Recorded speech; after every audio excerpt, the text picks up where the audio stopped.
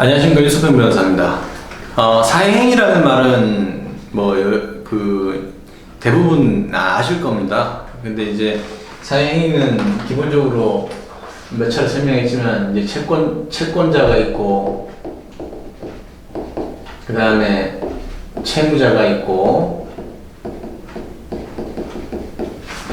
이제 수익자가 있고, 또 D 이렇게 해서 D 해서 뭐 전득자 이런 식으로 가는데, 소송이 이렇게 삼각형으로 이루어져 가지고 수익자나 전득자를 피고로 삼고, 그 다음에 취소되는 법률 행위는 여기를 취소하는 건데, 일단 오늘 제가 말씀드리는 거는 사행에 대해서는 많은 변호사들이 얘기하고 있으니까 그거하고 상관없이 사행위하고 강제집행 면탈죄와의 관계에 대해서 좀 설명을 드리겠습니다.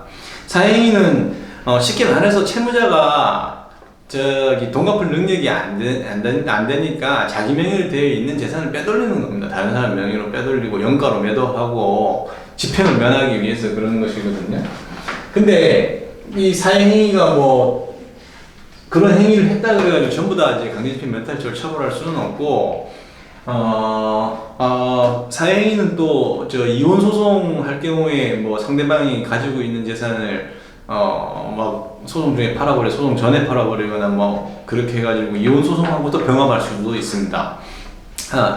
근데 이제 강제집행 면탈죄를 이제 사행위에 엮어서 고소를 하려면은 그 사행위 1년의 과정하고 그 채무자의 어떤 태도나 정황, 고의 이런 것들을 판단해야 되는데, 형법 327조의 강제집행 면탈죄로 고소하고 처벌받게 하기 위해서는 이게 지금 이렇게 되어 있습니다. 강제집행을 면할 목적으로 재산을 은닉, 그 다음에 손괴, 그 다음에 허위양도, 그리고 허위채무부담,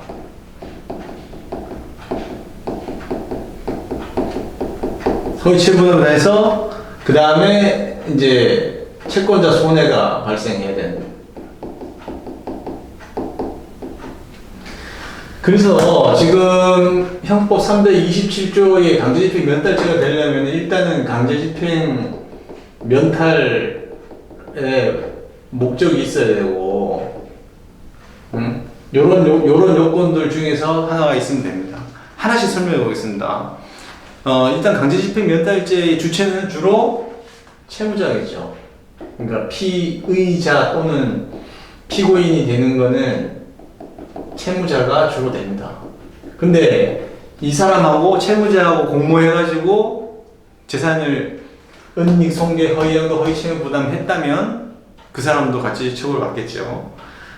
그리고 이제 재산은 강제집행할 수 있는 재산이어야 합니다. 그러니까 압류 금지 재산이라든지 강제집행이 허용되지 않는 그런 재산들에 대해서는 강제집행 면탈죄의 그 재산에 해당하지 않습니다. 그 재산이라고 하면은 동산, 부동산, 특허권, 실용신앙권, 의장권, 여러 가지 무채 재산권, 무형의 지적재산권 이런 것들도 다 포함이 됩니다. 그 다음에 중요한 것은 이게 이제 고소를 하려고 그러면 얘가 지금 채권자들이 강제집행을 할 것 같다라고 하는 것에 대한 어설프한 인식이라도 있어야 될 거지 않습니까? 그래서 강제집행 실시가 되면 더 명확하게 걸리겠지만은 기세, 소송을 제기할 기세나 가압류, 가처분 이런 것들을 할 기세, 내용 증명으로 언제까지 돈 갚지 않으면은 법적 절차를 취하겠다 이런 것들을 사전 고지하거나 SNS, 메일, 이메일 그런 것들로 알렸는데도 불구하고 채무자가 자기 재산을 숨겨버리거나 손괴하거나 허위로 가짜로 넘겨버리거나 아니면은 부채를 더 부풀려버리거나 이렇게 해서 채권자의 채권 회수를 방해하는 그런 상태가 있었어야지 됩니다. 하나하나 설명하면 은닉은 숨기는 거거든요. 숨기는 건데 이거는 그 반드시 물건을 장롱 속에 꼭꼭 숨겨놓는 것뿐만 아니라 소유권 관계를 불분명하게 하는 경우도 은닉에 해당합니다.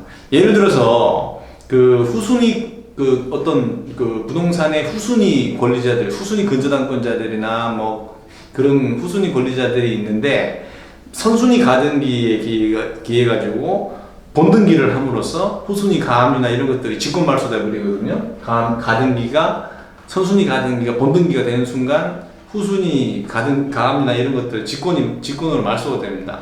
그런 경우 소유권 관계가 불분명해지는 것에 해당해서 은닉이 해당합니다. 손괴는 뭐 부시는 걸 말하는 거니까. 허위 양도는 가짜로 매매, 그 다음에 임차권 명의 변경, 그 다음에 가짜로 근저당권 설정, 이런 것들이 해당하고, 허위 채무 부담은 채무가 없는데 제3자한테 줄 돈이 있는 것처럼, 갚을 돈이 있는 것처럼 하는 것을 말합니다. 그리고 이제 채권자 손해가 발생해야 된다고 조문에 되어 있지만 이거는 그냥 위험성만 있으면 됩니다. 반드시 뭐 몇억 원, 몇천만 원어치 현실적으로 손해가 발생해야 되는 것은 아니고, 그럴 가능성, 위험성만 있으면 처벌되는 것입니다. 그래서 사회행위는 민사소송이고 강제집행 면탈죄는 형사 절차거든요. 그래가지고 이거를 이제 양쪽으로 다 뭐 법적 조치를 취하겠다 하면 이런 상태들을 좀 유념해 두셔야 하고, 이혼 소송에서도 그 상대방 배우자가 뭐 재산을 이런 식으로 한다 그러면 강제집행 면탈죄를 종종 고소하고 있고, 또 이혼 소송은 자체 내에 법률 내에 가사소송법에 이혼 소송과 사행위 취소 소송을 병합해서 할 수 있도록 해놓고 있습니다. 그래서 사행위와 그리고 강제집행 면탈죄의 관계는 이렇구나 라고 이 정도만 아셔도 충분할 거라고 생각합니다.